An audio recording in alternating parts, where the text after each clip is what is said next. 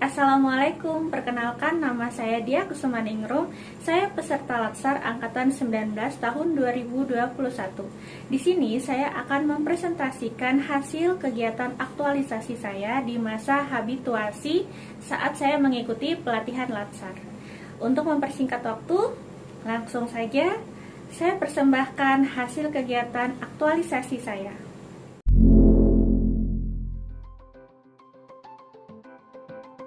Judul aktualisasi saya adalah Strategi Peningkatan Minat Baca Siswa Kelas 1 SDN 006 Balikpapan Selatan. Tujuan aktualisasi ini adalah yang pertama, penulis bersama dengan guru dapat menjalankan strategi-strategi peningkatan minat baca pada siswa kelas 1 di SDN 006 Balikpapan Selatan. Tujuan yang kedua, penulis dapat menjadikan strategi peningkatan minat baca ini menjadi metode penunjang dalam mengajar agar dapat meningkatkan kemampuan membaca dan minat membaca siswa kelas 1, serta harapan penulis dapat dicontoh oleh seluruh sekolah yang ada di Balikpapan khususnya dan menumbuhkan rasa gemar membaca pada masyarakat Balikpapan. Profil SDN 006 Balikpapan Selatan.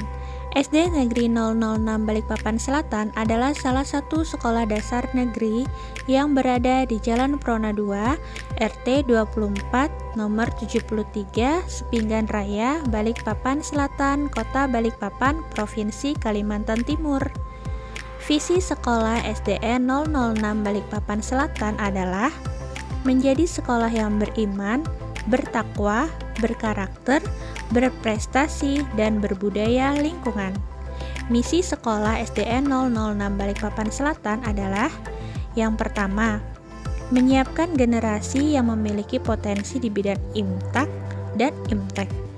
Yang kedua, membangun citra sekolah sebagai mitra yang dipercaya masyarakat. Yang ketiga, membentuk sumber daya manusia yang aktif, kreatif, inovatif sesuai dengan perkembangan zaman. Yang keempat, melestarikan lingkungan melalui upaya pencegahan, pencemaran, dan kerusakan lingkungan. Yang kelima, membangun karakter bangsa. Isu yang diangkat oleh penulis yang terjadi di SDN 006 Balikpapan Selatan adalah kurangnya minat baca siswa yang mengakibatkan beberapa siswa kelas 1 masih belum bisa membaca atau belum lancar membaca. Gagasan pemecah isunya melakukan beberapa strategi untuk minat baca siswa kelas 1, yaitu reading project, membuat video pembelajaran yang menarik, mendongeng, dan mengadakan lomba mendongeng pada siswa kelas 1.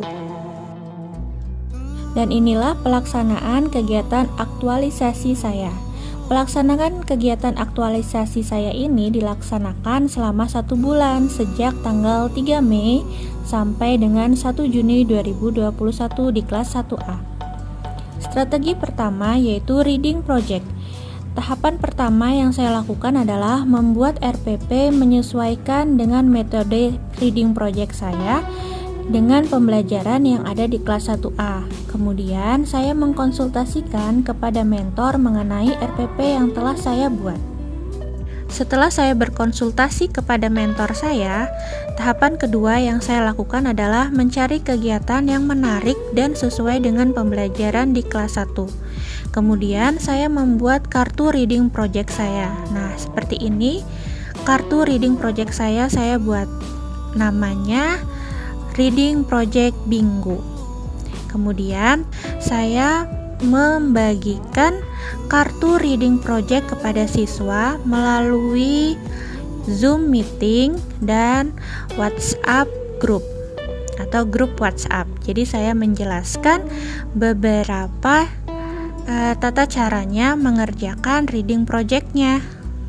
Tahapan selanjutnya adalah menilai hasil reading project yang telah dilakukan oleh siswa dan melaporkan hasilnya kepada orang tua siswa. Strategi selanjutnya adalah mendongeng. Tahapan kegiatan yang pertama, saya berkonsultasi dengan mentor dan meminta izin mengadakan acara mendongeng melalui Zoom meeting. Setelah mendapatkan izin dan masukan dari mentor, saya mencari bahan untuk mendongeng yang menarik, tentu saja sesuai dengan pengamalan Pancasila dan pembelajaran di kelas 1 SD. Kemudian, saya berlatih mendongeng yang menyenangkan dan menarik itu seperti apa. Kegiatan selanjutnya memberikan link Zoom meeting secara adil kepada seluruh siswa melalui WhatsApp group. Setelah itu, saya melakukan mengadakan acara mendongeng mengenai sikap tolong-menolong yang menyenangkan dan menarik. Strategi yang ketiga adalah lomba mendongeng. Tahapan pertama yang saya lakukan adalah berkonsultasi kepada mentor dan meminta izin mengadakan acara lomba mendongeng melalui aplikasi YouTube yang akan diikuti siswa kelas 1A. Kemudian, tahapan yang kedua, merancang poster lomba, membuat poster lomba mendongeng sesuai dengan ejaan bahasa Indonesia yang benar dan bertemakan penerapan Pancasila ketiga. Kemudian, tahapan ketiganya, mempublikasikan poster secara terbuka dan transparan melalui grup WhatsApp WA. Kemudian, mengadakan lomba mendongeng dan memberikan penilaian secara adil dan objektif. Dan di sini saya memberikan hadiah kepada 3 pemenang video yang paling menarik dan yang paling bagus.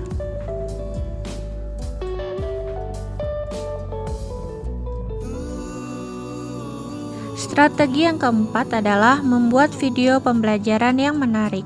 Kegiatan yang pertama yang saya lakukan adalah berkonsultasi kepada mentor dan guru senior mengenai video pembelajaran yang akan saya buat. Kemudian mencari referensi video yang menyenangkan, dan selanjutnya membuat video pembelajaran yang menarik mengenai mengenal huruf dan cara membaca sesuai dengan kaidah bahasa Indonesia yang baik dan benar. Kemudian, memberikan link video pembelajaran kepada seluruh siswa secara adil, mendokumentasikan setiap kegiatan dan melaporkan kepada kepala sekolah. Kemudian, di akhir kegiatan, saya mengadakan survei yang diikuti oleh orang tua siswa kelas 1A, yang isinya mengenai pembelajaran yang lebih menarik dan yang lebih dipahami anak-anak siswa kelas 1A di zaman pandemi ini. Dan hasilnya adalah seperti ini.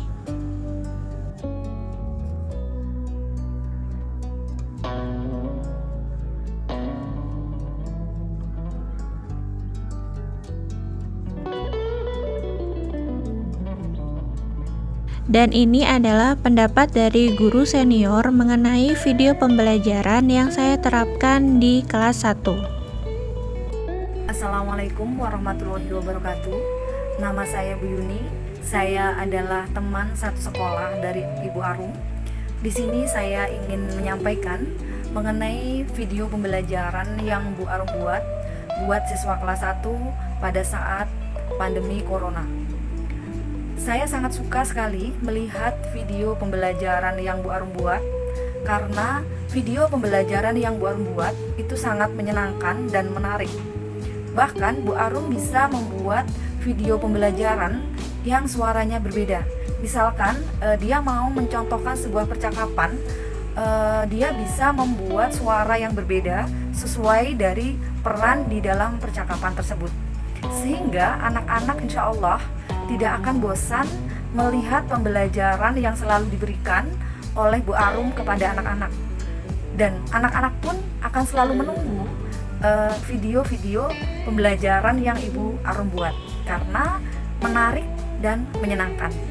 Sukses Bu Arum dan teruslah berkarya. Selamat.